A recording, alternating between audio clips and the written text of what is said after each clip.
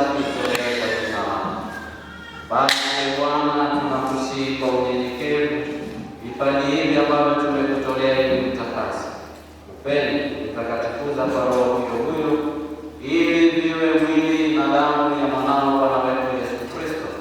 aliyetuamuru tuadhimishe mafumbo haya.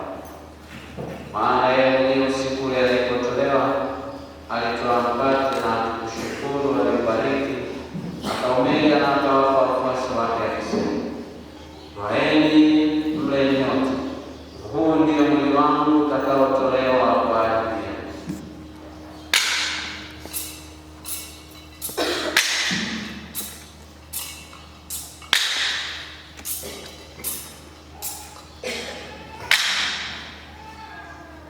Vivyo hivyo baada ya kula akitwaa kikombe na kushukuru,